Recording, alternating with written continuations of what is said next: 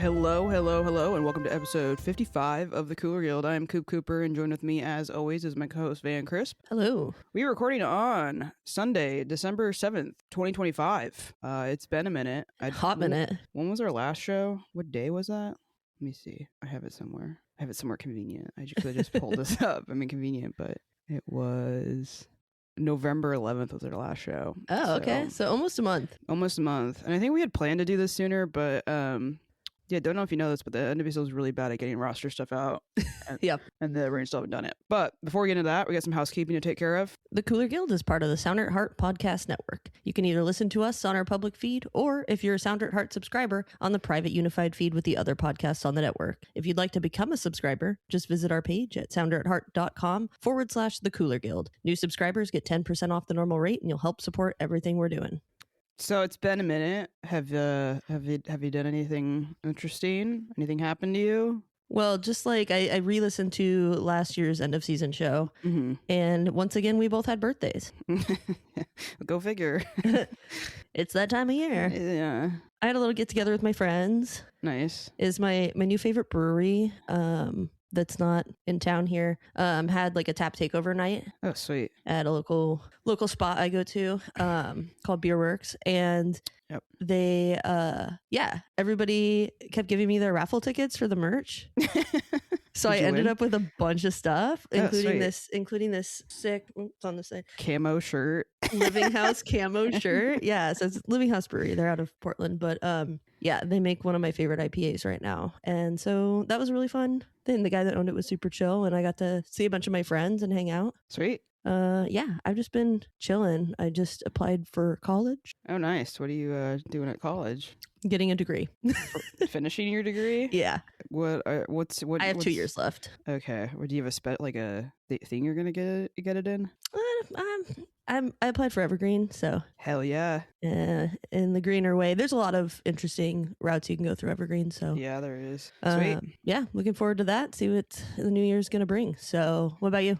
Well, my birthday also happened, and I mean, this is like the coolest thing that's ever happened. I saw Kelly Clarkson live. That's right.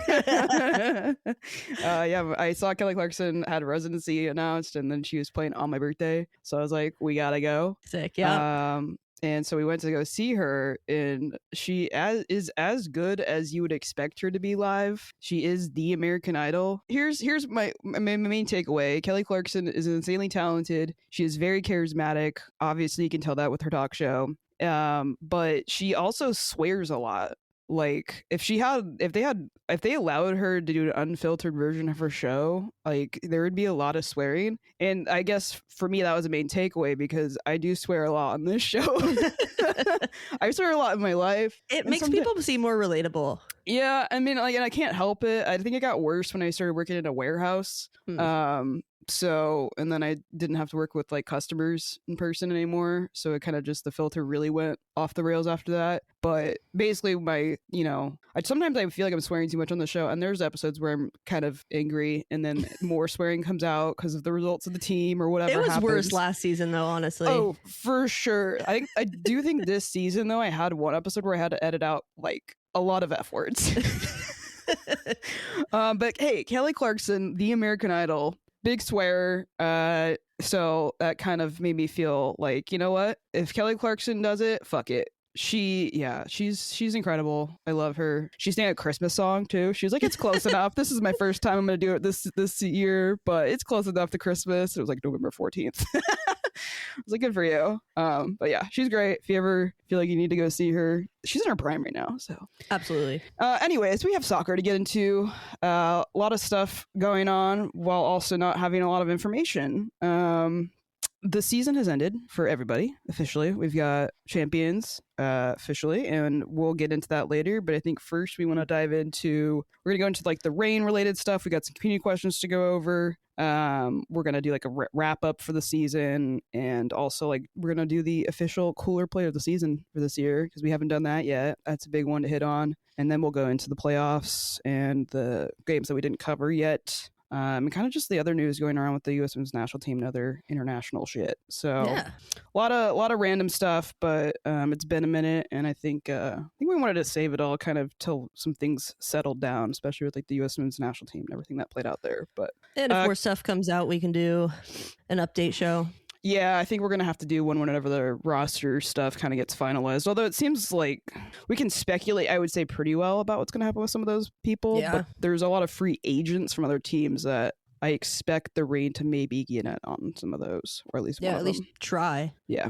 But first, we're going to do the community questions that we posted on to the Reign/Sounder Heart Discord that they have. You want to go over the first one? Yeah, so Steve Vogt asked, have the Reign reached the limit of what they can accomplish under Laura Harvey? If they decide to go a new direction, who or what type of coach would you like to see take over? I don't think they have accomplished the limit of what they can reach. I think that's kind of, with a young team, expected. Is it frustrating with how the season ended and just like the little places you can see that we clearly just needed to fine tune? It's like frustrating. Do I think that's a fault of Laura Harvey's? No. I don't know. So I guess that's like, I don't want a new coach at this moment.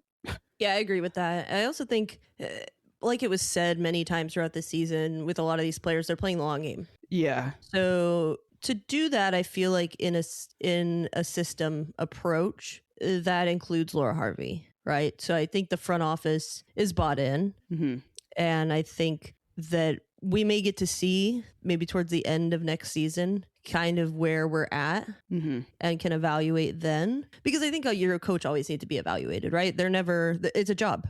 And if they're not doing well at their job. But as far as an approach, like it seems that Laura Harvey is taking with these younger players, getting players back like Mia Fishel who haven't played in a couple years, it's going to take time. And I think she has earned that time for us to allow a little leeway here. Yeah, we had this. I mean, you have to propose, I say, this question, I guess, in some sense every single year if you don't win the championship, or if you don't get to the championship at least. So, I mean, we went over this last year, and last year was a fucking disaster. Everyone knows that. But we both agreed that, like, Harvey deserves another year. And I think that she outperformed the expectations that we had going into the season, and I think people are maybe forgetting that. When I'm not saying Steve is implying that Harvey should be out. I think he's just kind of thrown it out there because it should be asked. But yeah, I don't know. I feel good with the coach that we have, and if you look around the league and kind of what happens with coaching,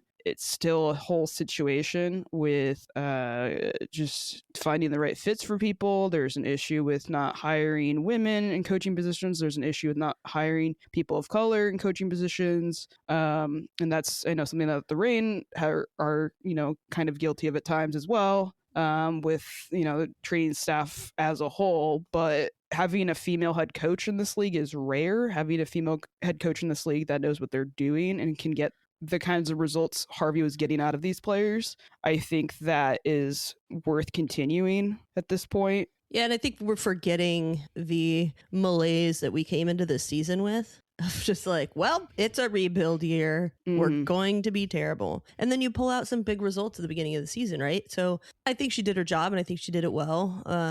Overperformed the expectations, at least from that we had. If I look into the second part of this question, if they did decide to go into a new direction, who or what type of coach would you like to see take over? I think if they go in a new direction, I would want them to absolutely flip the script, go with somebody new, somebody who can keep the dynamic of the locker room intact. Yeah. But also take risks. Okay. And that's just if that were to happen.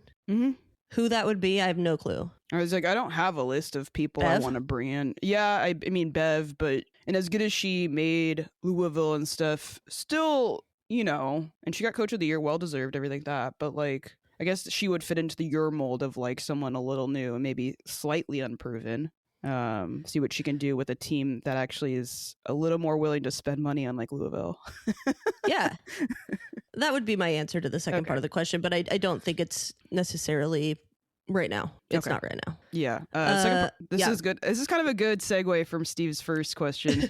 He also asked, was Harvey Ball vindicated by Gotham winning all of their playoff games with less than 0.9 XG? You had put it. Did I put that note in? Or you I put did. it in? Okay. Van had put in the note that they had 0.86 versus Kansas City, XG 0.13 versus Orlando, and 0.87 versus the Washington Spirit in the final. What do you think? Are we vindicated?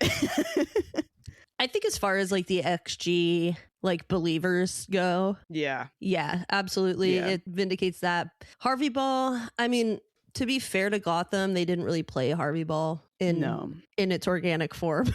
I think the most impressive win in their run was against Orlando. Yes. Yeah, totally. Because Orlando dominated that game offensively. I'll talk about that later, but they were able to hold. I mean, and Emily Sonnet was as annoying as she can be when she plays. She was a big part of that. Yeah, she's a player you want on your team, but not to play against. Mm-hmm. So I don't know if it's vindicated. Because I don't know if that was essentially Harvey Ball, but if people equate Harvey Ball with overperforming XG, then sure. Yeah. Okay. I think that's fair. Happas. What do you think it is? Happas. I don't know. Happas asked, what areas of the team should the Reign strengthen? Seems creative / attacking midfield could use some help. I would absolutely agree with that. Spot on. Yeah. And you listened to the episode from last season. This is like the exact thing. We were like, we need help in this. And it seems we didn't get it. Or at least the breakout we wanted from G never happened. It was kind of happened, but it never really came to fruition. And it was a long shot before that. We knew that. Yeah. I don't know where we get this creative midfielder from. Yeah, I don't know. They're going to have to do some looking around kind of and really get smart with it, because I don't think that there's an obvious player out there right now. I think that if they were to get a Croy Bethune, right? Nice. Yeah. I mean, I'm just saying, like, a player like that to play in the 10 role, and then you could go to 2 up top with Darlene, Fischl, throwing anyone else in there. I think that would really unlock a lot of the offense. And I think that it's going to be interesting to see, depending on who the Reign pick up, how the formation changes. Because I really think the 5-back was a last-ditch kind of effort. Yeah, to kind of work with the players that we had and still have, but we also know that they weren't, like, they haven't reached their peaks. Yeah. So, yeah, I think it kind of granted them a little bit of room for error with that formation. Yeah. And I think having a creative attacking midfield player with a little bit of, I don't know, zhuzh could really help Mia Fischl. I was like, you see Mia Fischl kind of take over that role at times in the very few minutes she's played with us. So that was one of the things with G. G was creative, and kind of some of the other players didn't quite get it. And I think Mia Fischl and the time she spent at Chelsea and kind of being around and being a creative player herself could benefit from that. Yeah. Yeah. But yeah, they need to find something up there, because Sam Mezza's fighting for her life. Is there any other areas of the team that you want to see some improvements or something to at least kind of bolster, like add some extra depth? Well, we have some questions to ask about center backs. Sure. Lou Barnes is now retired. Lou Barnes retiring. We were talking before we were recording about Emily Mason and what that's going to look like. I think it would be good to have another strong player back there.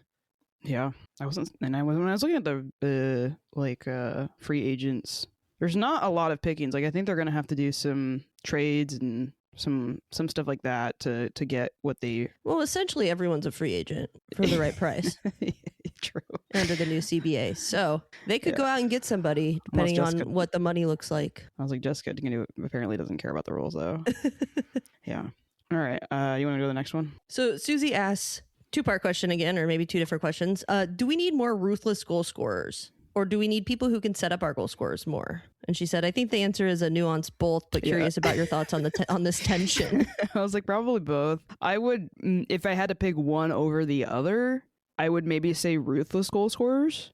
But I think I say that it's because it's born out of frustrations of watching this team for the last 2 years or 3 years, however many years it's been since we've had someone who's absolutely ruthless in front of goal. And upon re-listening to last season's kind of end of season thing, and when we signed Lynn, I thought maybe that's what we were going to have this season. And obviously things didn't work out that way. but I was very hopeful for that. And I think it would go a long way for this team, more so than someone setting up. Because I think we set up actually kind of okay. I just think our issue is finishing and having somebody just like super, super greedy in front of goal.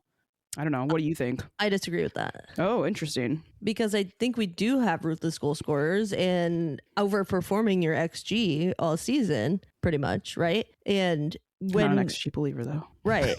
I'm just using it as a counter argument here. Sure. But you've got players like Maddie Darlene, right? Yeah. When Maddie Darlene gets on the ball and gets into areas that are dangerous, she scores. We haven't had a double-digit goal scorer, though. That's fine, but that's because it's not because we don't have people that can score. It's because we're not putting those people into dangerous positions to score enough. That's how I feel. I do think it's a nuance both because I think the team could use better players in a lot of positions, including attacking, to have a Chewinga on your team, right? Or a Barba Banda. That's invaluable. Mm-hmm. But I think that there is promise from the players that we do have if we get them into better situations more often. Yeah, I can see that. I still feel strongly that we need a ruthless goal scorer. I think that you're right in that we have that maybe within this team. So I think for me, it's just a matter of when is that breakout going to happen? And if that does happen with, say, somebody like Maddie Darlene, it will be a very scary thing for other teams to defend. I'm wondering too, what if you threw Adamas into like that 10 role? That's an interesting idea. I think that there are pieces, and it's not just about going out and buying players that you think are going to be good. I mean, we've done that. Mm-hmm. So I think that within the team currently, there is a way to do that. I'm just curious what the roster is going to look like next year and how the team gets set up. Yeah. I mean, it could just be as simple as let Adamas play more. Yeah. I didn't get to watch all the skills challenge stuff, but it really doesn't seem like we're using Adamas as much as we could. No, she balled out the skills challenge and won it for them. Won it for her team in the skills challenge. Second part of this question is, attendance for the Reign wasn't great this year. Are you hopeful the new ownership group can improve this in their second full year?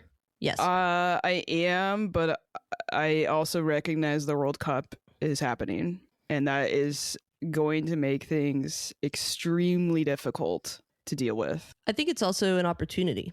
Perhaps, yeah. You're going to get a lot of men's football fans into a stadium where your women's team plays. Sure, yeah, that's a good There's idea. an advertising opportunity there. There needs to be billboards outside. There needs to be visibility. Sure. And the team, I was talking with my dad about this. There's a lack of kind of identity with the outward appearance of this team.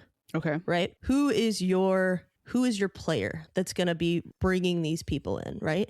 Mm-hmm. Where is the identity? Who are you putting on the billboard that's bringing people to the games? Yeah, I mean, who is popping around local media? Yeah. Who's out and about? Yeah, they're not really cashing in on anybody. Like, do a freaking fishing series with Mia Fishel. She loves to fish. Yeah. Put it out there. Get her with Clint Dempsey. Send him on a fishing trip. It's a good idea. Free ideas here. I'll do it for you, but there needs to be, right, some sort of tie-in, some buy-in for the fans, right? Especially fans that aren't just there for the game. Mm-hmm. It needs to be a social phenomenon. Yeah. You've seen it with the Torrent, right? People are here for it. It's new. They've got openly queer players on the team that are posting thirst traps that are, they did like a game around town. Visibility. Mm-hmm. They're building it, right? They are. Yeah, they are. And as crap we talk about Angel City only being a brand, the Reign need to do better on the brand side. Sure. And I think that there's opportunity, but I think that it will be a big challenge with the Men's World Cup. Yeah, because they're not going to be. Yeah, because they're not going to be. They're going to be on the road for a lot of games. I don't know. It's like a couple weeks or like a month before they like shut down basically where they're playing because they're gonna get the grass in and all that stuff. So yeah, I don't know. It's hard. I would say it's hard to gauge at this very moment just because of the World Cup, which is also going to be.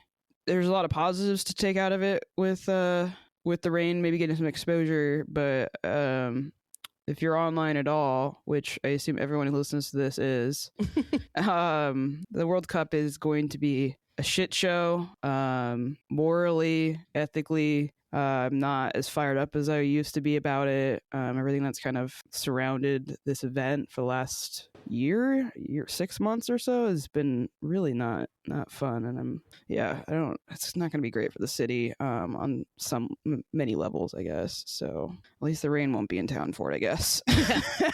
They can benefit from the advertising, but I don't know. Next questions we have are from Elaine. I've been wondering about possible signings from colleges now that there's no draft. Do you have any college players you'd like to see on the Reign? Additionally, do you happen to know anything about Andrea Leyva? Is it Andrea or Andrea? I think it's Andrea. Okay. Danny's sister and sophomore midfielder from UW. I'm wondering if she'll stay with UW when he leaves for Mexico, and if maybe she has an offer somewhere else.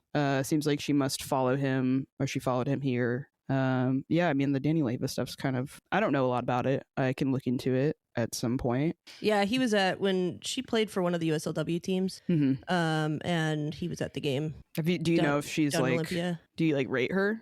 Not as much as some other players from what I saw. That's just my own personal, and I was focused on other things during the W League season. But I think for me, from what I've seen for the College Cup, I mean, there's a player on Stanford that Susie pointed out. I find that name, but I think the big one for me is Alex Buck. Okay. Did you watch any of the UW games? I did not. Yeah, there's a player on Stanford called Jasmine Akey. Okay. There's a huge opportunity with an achy breaky heart moment there. She scored an absolute banger in their last game on a free kick. Okay. So, I mean, it's good. So she would be one. I don't pay a ton of attention to the college game, to be quite honest. We know that our we have a lot of scouting, and obviously Leslie Gallimore is in tune with that side of stuff. So I would suspect that, she and Laura are probably keeping close eyes on players there. Yeah, and Leyva being a sophomore at UW, there's a lot of time there. Yeah. So we'll see. I don't know. We already have a ton of young players. That's I don't know if it's worth it. I mean, maybe bring in one or two and then send them out on loan if, they're not quite ready. Kind of the Sam Meza situation. But yeah. Those are kind of my thoughts on that. There are better people to ask. One of them being Susie Rance. On our other question, I got clarification from Matthew, and he said he sent us a question, and I didn't quite understand it when we were reading it here. He said it was probably terribly worded. I was tired and cranky when I wrote it. He said, I'm just mad that anyone can call Gotham underdogs in this year of 2025. Yeah, it's an insane thing. He said it was us. We were the underdogs. I hope you had a good cackle at my madness. Yeah. Yeah, so his original question, kind of the narrative surrounding Gotham's run was that they were such plucky underdogs. The narrative being from Jessica Berman. Yeah. I feel like she's the only one who led this fucking bullshit, which does go a long way when you're the fucking commissioner of the league, because then you've got the fucking media acting like they're underdogs. Well, I think the whole idea was that KC was going to sweep the season and the playoffs. And then all of this absolutely just jizzing for KC was had to end. And now they're like, oh, well, what do we do? Yeah, they put all their eggs in one basket for sure. They sure did. And I think, it was very un-Gotham for them to enter the playoffs in the last seed, right? Mm-hmm. They're 8th place. But Gotham's not an 8th place team. But how'd they win their last championship? Yeah. Same thing. Mm-hmm. It's not realistic for them to be underdogs in 2025. I mean, we say this every time we talk about Gotham and just list off their players. Yeah. That is not an underdog team. Anyone with that roster is not an underdog team. I don't care how much you try and convince us that they are. They're just not. The moment you have Rose Lavelle in your team, you're not an underdog. Esther. You're not an underdog. Yeah. That's the dumbest. You're does Jessica Berman even watch any other team other than KC? Probably not. She's probably in worthless Zoom meetings like every other commissioner, sports commissioner. Yeah. Yeah, I don't know. It's dumb. Was the league prepared for if the Reign made a run? No. no. Which I do feel like was a bit realistic, but Sure. I mean, a lot of people didn't even have us getting to where we did. And we lost to a very good team too, and just barely for at least until the last minute. But yeah. The last thing Van reposted it last minute to see if we could get any other questions or anything, because we had this up for a couple weeks now. Just we didn't know we were going to record. If the Reign would have released their roster stuff, which they still have not, we would have recorded much sooner. But Rick said, "Feel free to mock all the people who said we would be bottom of the table!" ! That would be everyone. I remember talking about this at the beginning of the season on a podcast, because there was I think it was the Expected XG podcast, and they were just talking so much crap about how terrible we were going to be.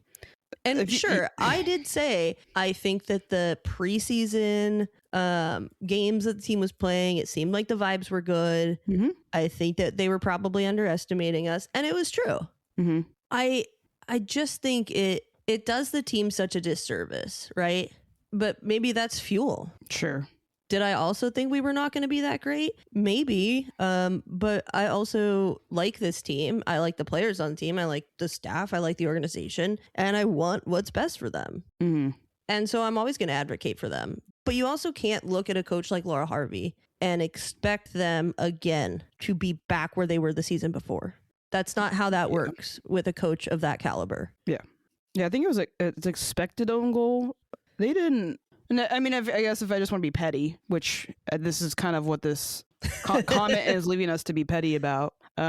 Expected own goal, didn't have high hopes for us. They also thought we didn't even know who our center backs lineup was going to be. Yeah, that was they didn't know. They're like, oh, well, they don't even know what their identity is in the back line. That was the one thing we kind of did have figured out. We knew we would have Jordan Bugg. We knew we would have Phoebe McClurnan. We knew we would have Lauren Barnes in rotation. I would say Claudia Dickey kind of having the season that she had was a little bit of a surprise. But everyone who had watched her before that, other than Van being frustrated with the previous season, did rate her. They always rated her. Yeah. It was just a bad combination of everything that happened last season. But yeah, I'm just to throw out expected own goal shitting on us in the beginning of the season. They didn't even know what the Reign were about. So I couldn't really take their opinion seriously anyways. Yeah. And hopefully now they've learned at least a little something about this fucking team.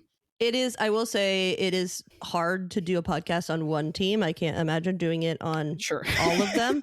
That's why you bring people on. That's why you bring people on. That's why you ask people that are in the spaces, right? Maybe the two people that have the only regular podcast for this team. Maybe.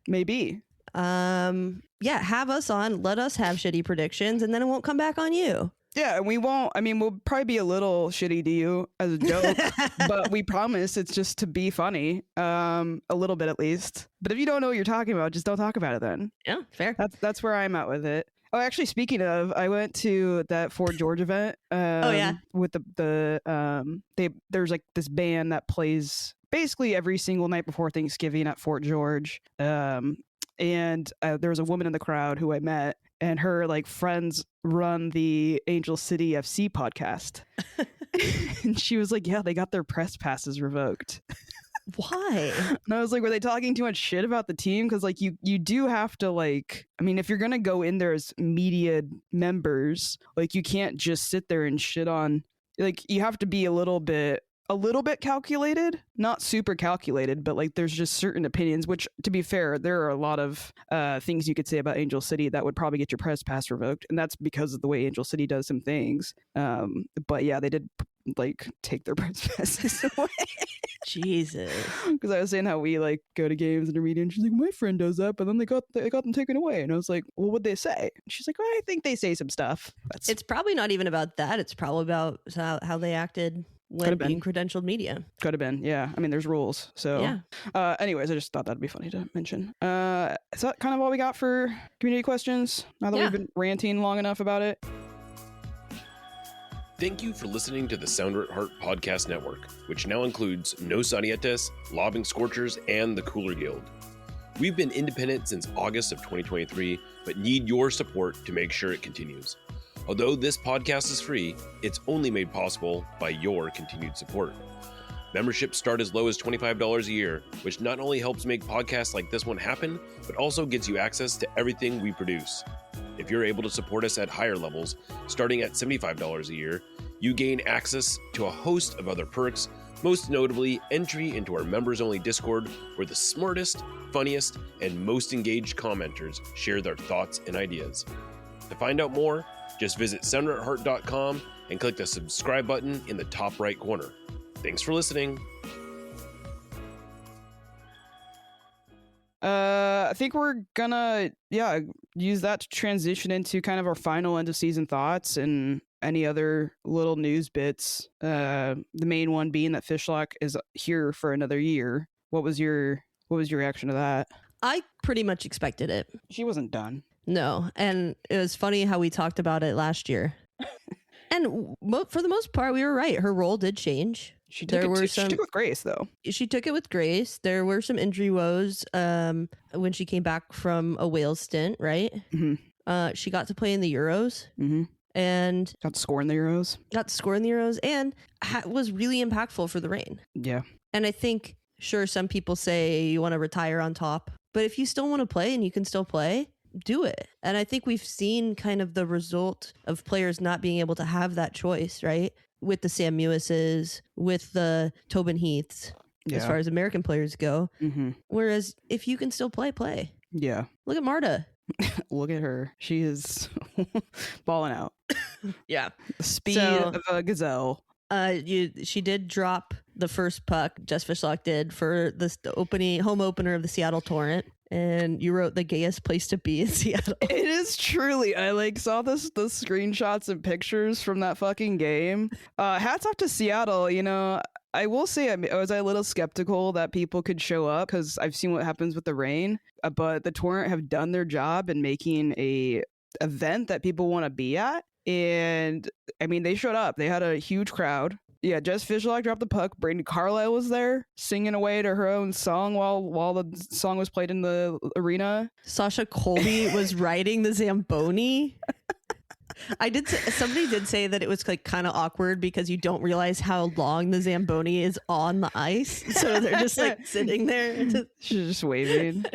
Yeah. I would love to see the with her little rally towel. Yeah. I need to see the Torrent and Reign kind of collab on some stuff because the Torrent seem to have it figured out. And I love that for them. Hopefully their performances keep, they got to stay at least somewhat good to maintain this relevancy and excitement. I would hate to see that taper off because they suck. I know that the Seattle Times isn't doing any favors with the way they've been covering them. I saw that someone made a joke about Seattle hates women's sports more than any other fucking place. And I was kind of they're not wrong. And I think it's because of, we got our big, you would think the Seattle Times, they could be doing us a lot of favors covering women's teams and getting more support out. And they don't really care. Jada cares. Yes. You should credit Jada. She's great at her job. I know it's the Seattle Times as a whole is kind of not doing great with coverage. But certainly they could have done better with their tiny blurb about the Torrent getting their first win. You mean the Sirens? Because they got the fucking team name wrong in the title. Don't you love being a women's sports fan? It's the best. It's so fun. I'm excited for Fishlock to come back. And I loved that crossover with her at the Torrent game. And I think that, like I was saying, building that kind of vision and collaboration and bringing personality to the team, that needs to happen more. There needs to be crossover. We've got the Torrent, we've got the Storm, we've got the Reign, right? 3 teams, trifecta. Do collab nights, do half and half scarves. Yep. If you buy a certain ticket, that kind of thing. Yeah. Maybe get a Sue Bird. I know she's got fucking ties to Gotham. I feel a little betrayed by that. I know she has ties to New York. Whatever. It would be great if she had more collabs with the Reign, but Pino, maybe she's working on it. The this was kind of cool. We had the second, like the best 11 for the league came out after we recorded, and they had the second. Dickey got snubbed. First of all, Dickey totally got snubbed for best goalkeeper of the league. But we did have two players make the second team best 11, and that was Claudia, Dickey, and Jordan Bug. Congrats to them. Bug bomb, never forget. That's right. We were all bugging out all season about it. Yeah, I don't know. It's definitely not something I saw coming last year. Ew. I mean, we were pretty hyped on Bug in the last season. This year has been everything I could have hoped for and more with her. There was a hiccup, but to her credit, there was no aftermath, right? Didn't phase her. No. It's a professional kid right there. Yeah. All right. Final season thoughts. Final end of the season thoughts. What do you got? What do you think of what happened? What are you feeling going into the off season? Any other general ideas? My overall feeling regarding this season is content. Okay. I am happy we weren't as bad as we could have been. I am really, there were some really positive moments this season, right? And there were fun games, were exciting goals. Mm-hmm. And sure, some of it was a Harvey Ball slog, but sometimes that's what you got to do to make the playoffs, right? So I am content. I am happy that they made it into the playoffs miraculously. And, you know, I think that it showed real growth. Mm-hmm. And the midseason signing of Mia Fishel was a sign that the front office has ambitions, right? To bring in bigger names, spending money now that that's been freed up. Mm-hmm. And I think that it'll be interesting to see if there's any more interesting signings that happen, where some of the players go. I mean, we've got AMC that's probably not going to return. Julia Lester's still out on loan. Like, there's a lot going on. Yeah. I think I'll add on to that and just say that, like, I agree with what you're saying. Ambitions are there. It's our first season with the sale complete, all that stuff. I feel mostly good about what happened. I think my main feeling is that I'm hopeful, which I was not sure that was how I was going to feel after last year. Yeah, we were talking like, what if we had to do this podcast again for an entire season? Yeah, and I definitely, you were the hopeful person last year. Even hopeful about being bad. It didn't make any sense. And I wasn't there. I'm a little bit more pessimistic about things in general. So the fact that I feel hopeful is a good feeling to have about this team. Do I look at this team and I'm like, yeah, they're gonna be like dominating next year? No, I don't feel that. But I think they will compete. I think they can beat any team at any point. I think there's still going to be a lot of ups and downs, but I think it will improve. And I think that everything that they got from this year is going to be invaluable for what they do next year. Yeah, so. Absolutely. And I hope that the way that next season goes will finally, second half of the season be coming into a stride, because we were kind of okay post break. There was a really good start of the season, and then it was like hopeful, and then and then okay, maybe, and then I'm hoping that they can be good in the beginning, but increasingly get better and better and better. Yeah, it's all about momentum for the playoffs anyway. So yeah, I don't need them to start off hot. I just need them to look like they have chemistry and that they have some sort of identity on what they want to do on the field. Because I think the goal scoring thing that's something they need to figure out. Yeah. Should we go into cooler player of the season now? How exciting. I know everyone's been waiting for this. The city of Seattle has been waiting for this. The cooler player of the season is brought to you by The Doctor's Office, a great little 12-seat bar on Capitol Hill. The owner is a big fan of the rain and is proud to be our very first sponsor. My favorite part about who we're about to give this to is upon re-listening to, I wanted to kind of, before we did this episode, looking back at the season, I wanted to see what our thoughts were last year at the end of last season, and also for our first preseason episode for this year. And there seemed to be a theme with Van. of maybe not being on board with some of the choices made, specifically one choice. I'm crying and laughing so hard. So the person we're giving this to, I don't know, like I said, we like to give these awards, like Cooler Player of the Match, to people maybe we didn't see it coming. Someone specifically didn't see this coming this year, but she had a fantastic season. She was maybe robbed of a major award this year. She is, however, breaking through to things, and I think there's no one else that should announce this other than the great disbeliever of last season. So, Cooler Player of the Season for 2025 is going to Claudia Dickey. I am so happy for you. And I said, and throughout my criticism last season, it was because I wanted her to be better. I think my favorite part, though, is when you were like, I think Claudia Dickey starts the season, but I think she loses the spot to Cassie Miller. I remember saying that. Amazing. I'm so glad I was wrong. Yeah. I'm so glad I was wrong. Yeah. What an incredible season she had. Yeah. Claudia Dickey made the biggest ass out of me, and I could not be happier about it. Yeah, it's pretty funny. She saved her asses countless of times. She was the reason the team that Harvey Ball worked half of the time, maybe 80% of the time, right? Yeah. Because she was coming up with saves that shouldn't have been saved. Should have been goals. She led the league in saves with 88. She was the only goalkeeper to play every minute this season. She was had the best shot stopping numbers in the NWSL, behind a defense that finished 10th in a post shot XG faced. Wow. Seems like goalkeeper of the year to me. Robbed. Claudia Dickey, I am so happy you made a fool out of me. Yeah.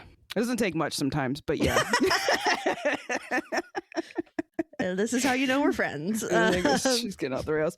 Yeah. So congrats to her. Incredible season. I'm so glad we have a good goalkeeper. That seems to be like she's going to stick around. But I think my criticisms last season were things that just did not show up this year. Yeah, which is attributed to a number of things. Yeah, absolutely. Yeah. I'm just saying, like, that turnaround, fantastic. Yeah.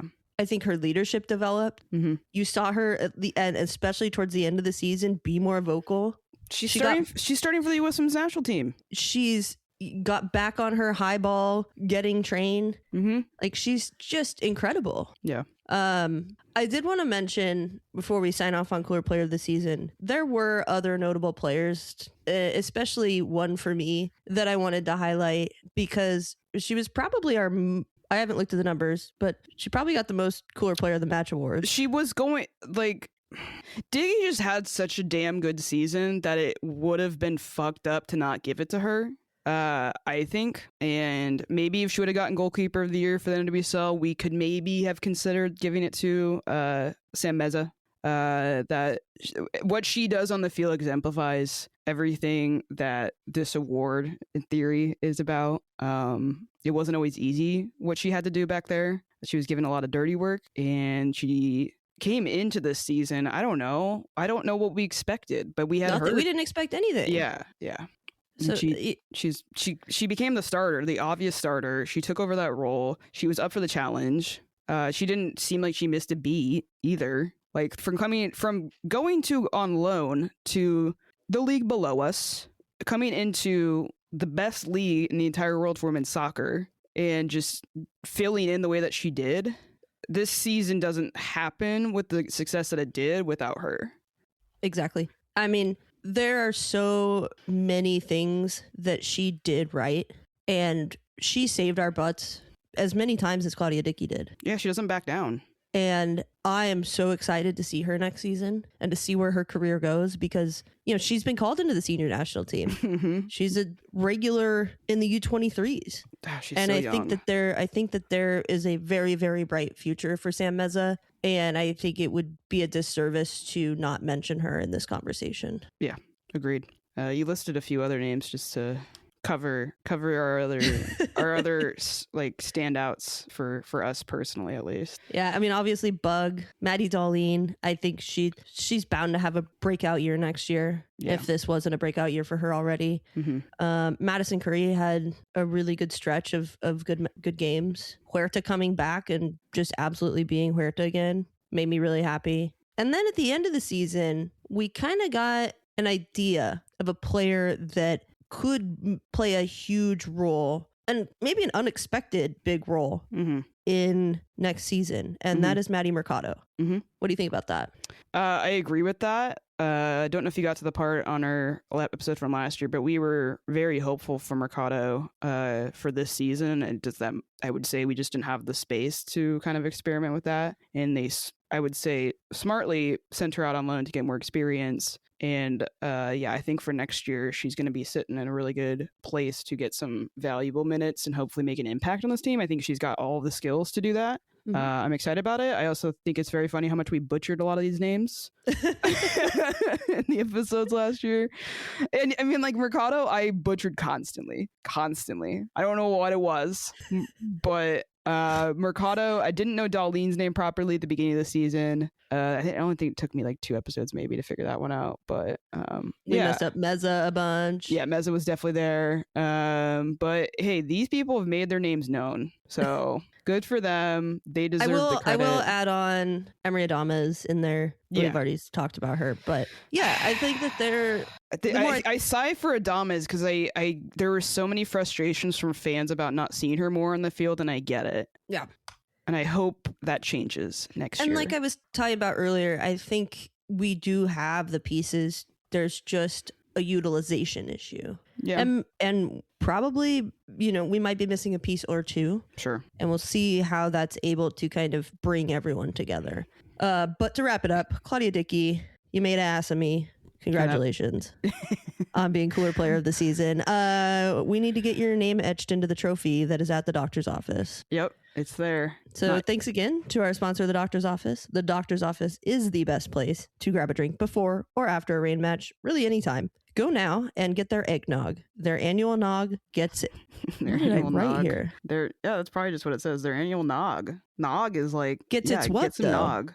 Oh yeah, that's a mystery. Maybe I'm going to add magic. Their annual nog gets its magic from Añejo Tequila and Amontillado Tequila. Best nog ever. No kidding. Seriously. You love a nog. I do love a nog. Check out their Instagram at TDO Seattle, or better yet, go drink there in person. Cheers. Go see the trophy from last season and Phoebe McLaren's name on that. Yeah, it's signed. She went in there and signed it, didn't she? I don't know if she ever did, but I think there's a chance. And then Phoebe and Claudia can go together and they can hang out with the really cool trophy until they get the big one next year. All right, we got NWSL playoffs to quickly kind of go over. This episode is very long, but guess what? We don't have a lot more going on for this offseason. So NWSL semis, we had Spirit versus Portland. Spirit won that obviously because they went to the final. Jesus Christ. I know. I feel bad when I have to point out things that she does because she is local, but I think there needs to be at least a mention of maybe why the Reign were willing to move on from Sam Hyatt. And if you didn't remember what happened, what was the tournament? What's the NWSL tournament that's got like a bad name? Challenge Cup or whatever. Yeah. There was a notable blunder in the back. Well, the same thing kind of happened again. When I do see moments of this happening. Yeah, I mean, they were already down 1-0, but Hyatt played a ball back to Mackenzie Arnold that Croy Bethune just absolutely picked off. Yeah, Spirit and then punish you like goal. That. Yeah. And which is sad because Mackenzie Arnold showed up in this match big time. She's been showing up for them ever since their fans started booing her. Which, cause and effect, I don't know.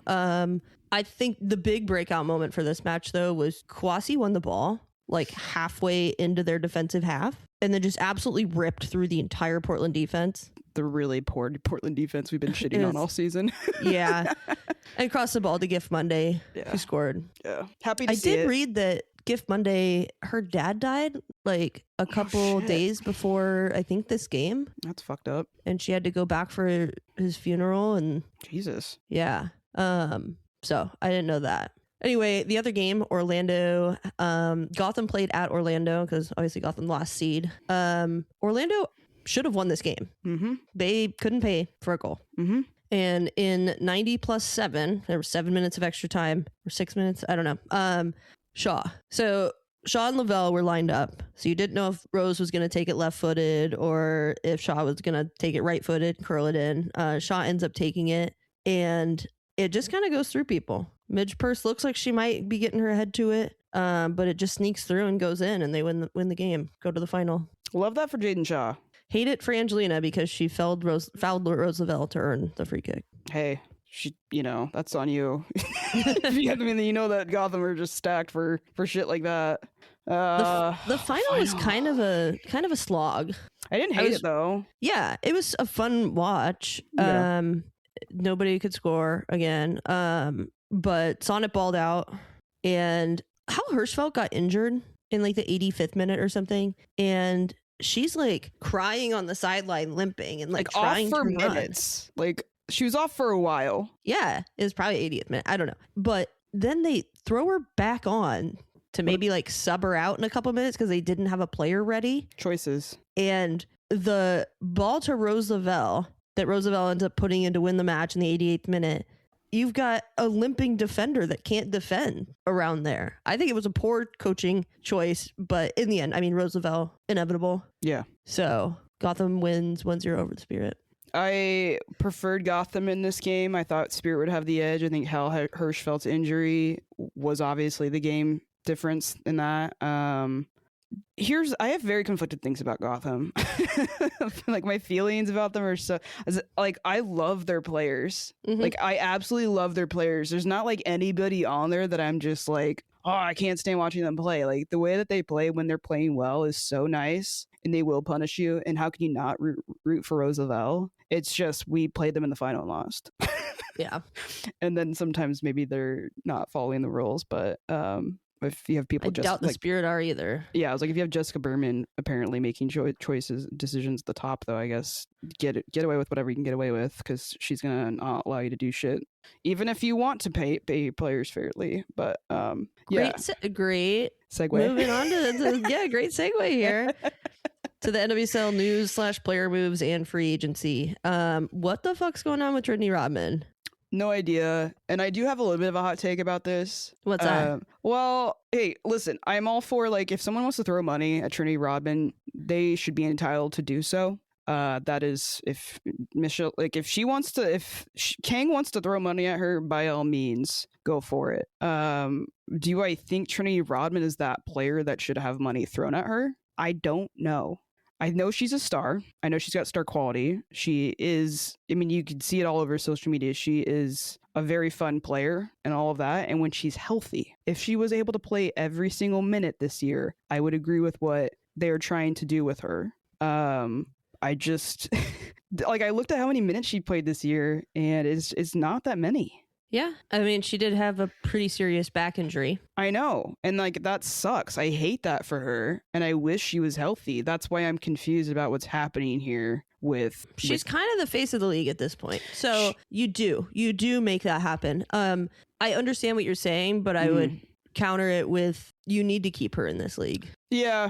Yeah. And I think that this could be is going to be a tipping point that can possibly help other players get bigger contract. Yeah, I'm fine. Like I said, I'm fine with it. I'm just confused on why it's become her. Because she's that girl. But she isn't. If she's on the field more, she would be. If she was on the field more, I would agree. Because when she is on the field and she is healthy, she is that player. She just has not been that player consistently. And it's not necessarily her fault. That's all. That's my only reason I'm kind of confused. Yeah. But I get it. I mean, she's very captivating and very fun to watch when she's healthy. Mm-hmm. I look forward to the day when she has a full season and doesn't have any problems. If that happens. Well, maybe with enough money, she won't have any problems. Okay. Do you want to go into notable free agents? Yeah. I made a list of at least people I wanted to highlight, notable free agents. I'm sure maybe by the time I get this edited out, there might be answers on some of this because things change quickly in the NWSL. I had Sophia Wilson, Midge Purse, Carson Pickett, and as you had added the note, she was drafted by Laura Harvey in 2016 as a 4th pick. Bethany Balser, Hannah Lundqvist, Melanie Barcenas, and Ella Stevens. Also not a free agent, but Jenna Neiswanger also might be looking to leave Arsenal. Are there any of those names that you maybe think the Reign should take a look at and try to put in some sort of offer for contracts? I would love to steal Sophia Wilson. There's no way she doesn't go to Denver after having a baby if she's going anywhere else. Yeah. But that would be awesome. I think why I put the Carson Pickett stuff in there is because I think she's an obvious choice. Yeah. She's crucial for Orlando too, so I'm kind of surprised they let her go. Yeah. I mean, she's a bit older, but not good depth. Anywhere close to that. But we do need, seasoned players in the league. Mm-hmm. I don't know where you put Carson Pickett in. I mean, depending on what you're playing, she could be a replacement for Madison Curry. Sure. The same with Neiswanger. I mean, I'd love to have Neiswanger. I'd love to have Neiswanger. So I think those would be the two. I really, as much as I appreciate Bethany Balser and the time that she had with the Reign, I don't think that that's the right choice for either the team or her. Yeah, I kind of feel for her because I do think that she did a lot for Louisville after she came back from the break that she took from soccer. I don't think that I think she had to have known that taking a break was maybe going to hurt her standing with the lineup. And, that's just inherent. There's a good chance someone else is going to get moved above you in that picking order. But she came off the bench and did some very good stuff for Louisville. And I feel like she's getting done a little wrong here, but I also kind of get it. I can see both sides of it, I guess I would say. Yeah. I mean, I hope she lands somewhere where she's appreciated and gets minutes and a role that she's happy with. Yeah, and she's definitely NWSL level. Obviously, Yeah, so I just really hope she finds the right spot for her, and I'm rooting for her. So absolutely, yep. I think Lundqvist is one that I would love to see. That would be interesting. But she did just play in the little 7v7 tournament that San Diego participated in.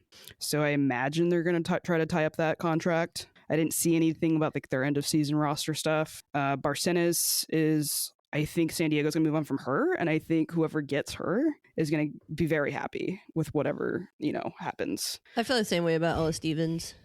She's a young player. Mm-hmm. I don't think we need a striker like her. So I wouldn't see a Reign picking her up, but maybe a team like a Louisville, like a Chicago. Yeah.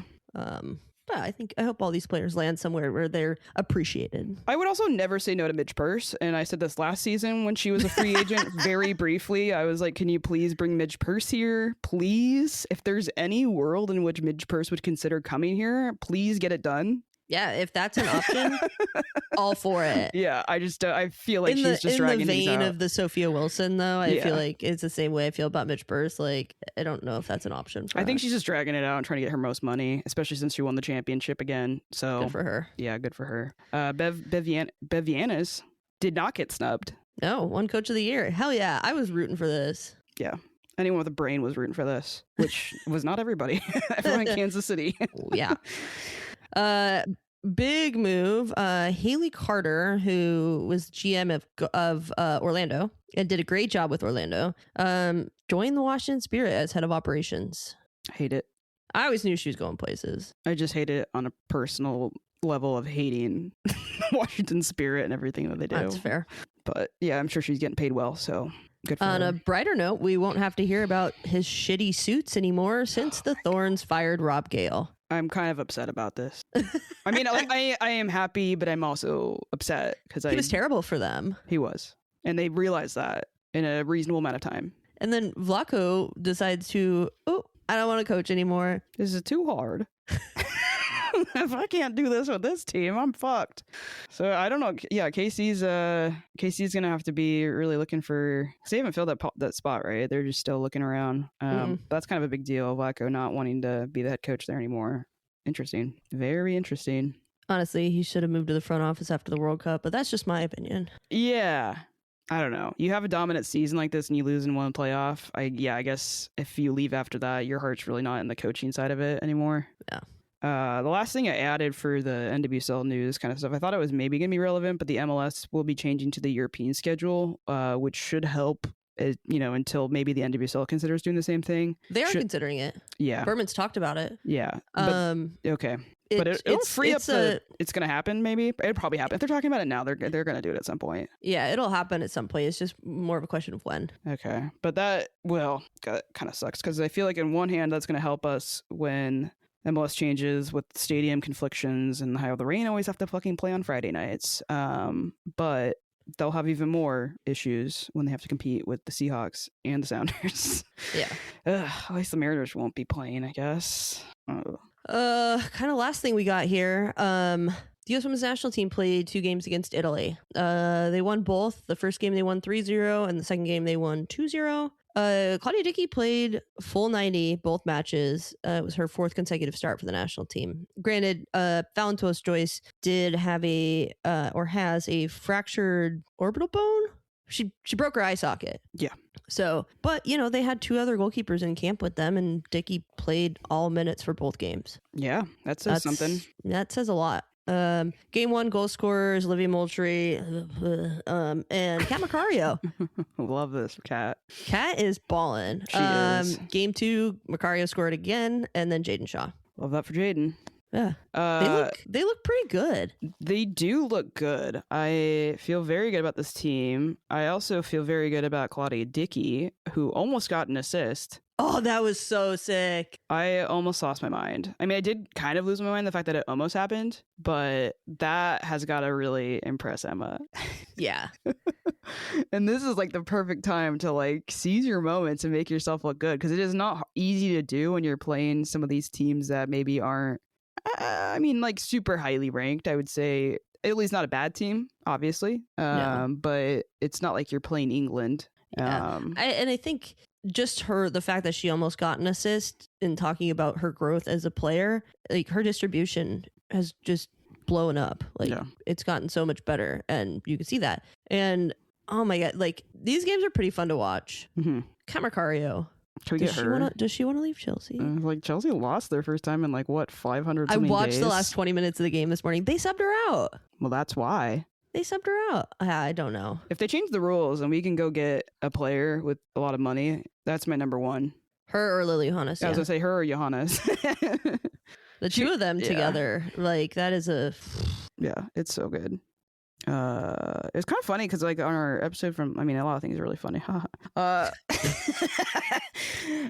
like the episode last year, we had talked about like how we expect Emma Hayes to start experimenting a lot more with these youth players, and that's exactly what happened this year. I was kind of like, oh wow, good for us. They needed to do it. Yeah, they did desperately. It was stale. It was super stale. Vlatko understands that now. He moved to a different role. The Jordan Bug got nominated for U.S. Youth Player of the Year. Yeah, Young Player of the Year. You can still go vote for that, which is kind of cool. You also don't have to vote for every single category, I learned, because I didn't care about voting for the men. Oh, yeah. So I just chose the ones I wanted to vote for. There's a link on Susie has an article on Ride of the Valkyries. There's a link on there about Jordan Bug. And then I've got some other information about the U.S. Youth National Team happenings that Susie kind of rounded up everything that has happened. Maddie Darlene and Emery Adames both got a goal and an assist in their call-ups with the U23 team, who they won against England 4-2 in that one that they got assist and goal. Also, do you know about Purcell? Yeah. Are you like familiar with her? Mm-hmm. Well, she got the start as well in that game. Yeah, so, she played on our USLW team.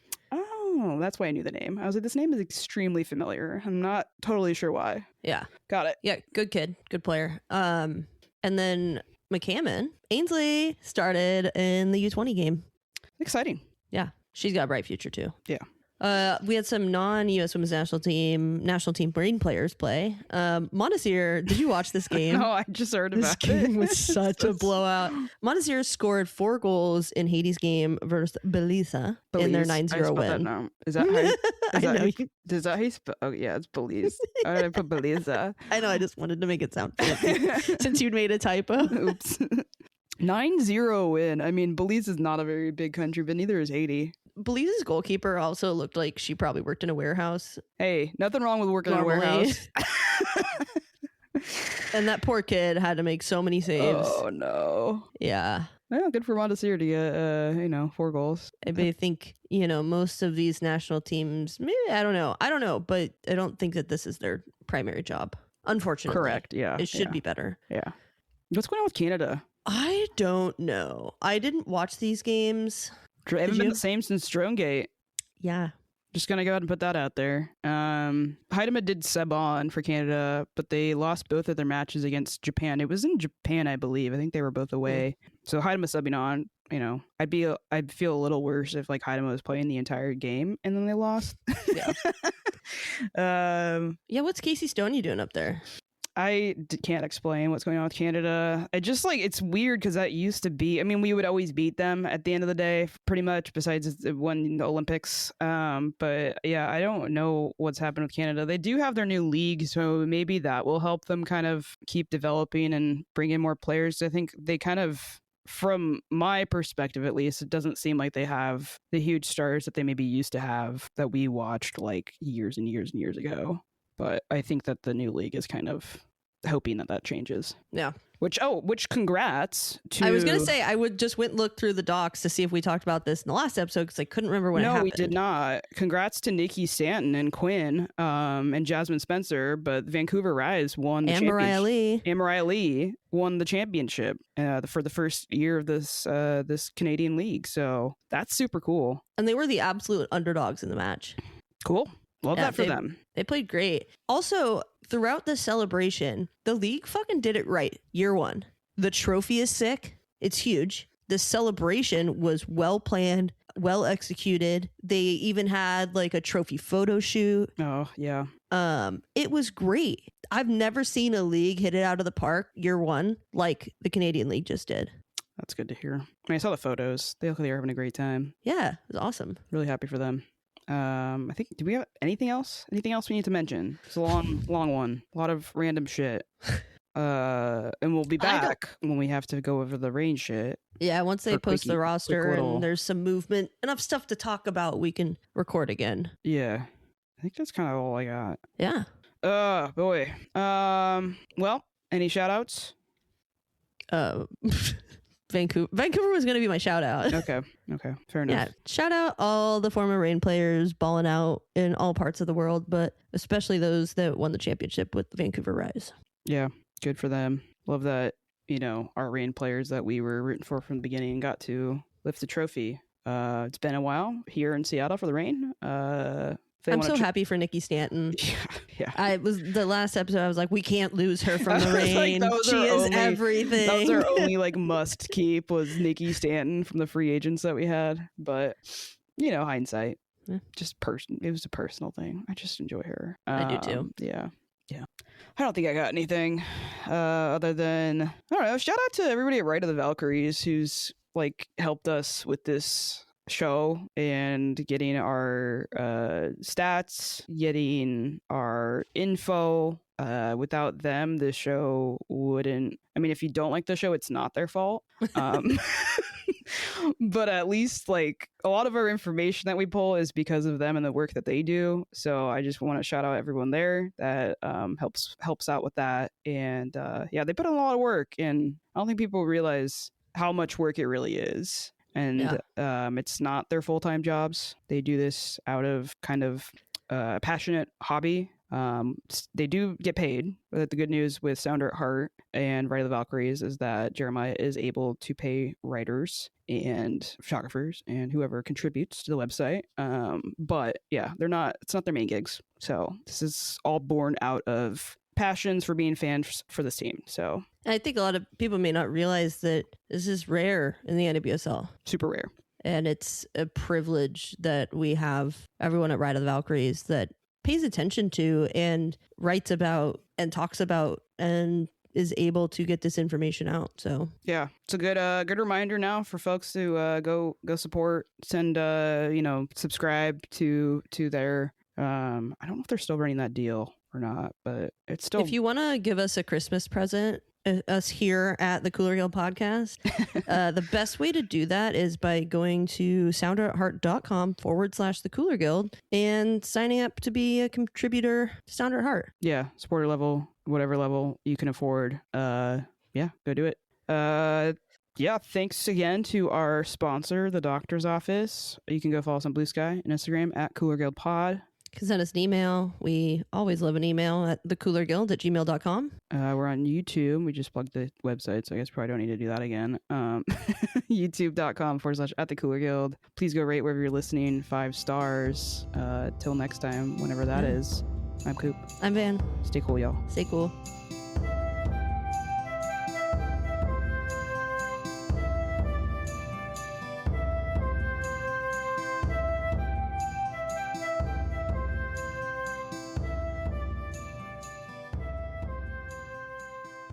And she sings a lot about hating men. Yeah, she also had that viral moment where she did the wink. Oh, the wink, and then she had Jennifer Beals on. Yeah,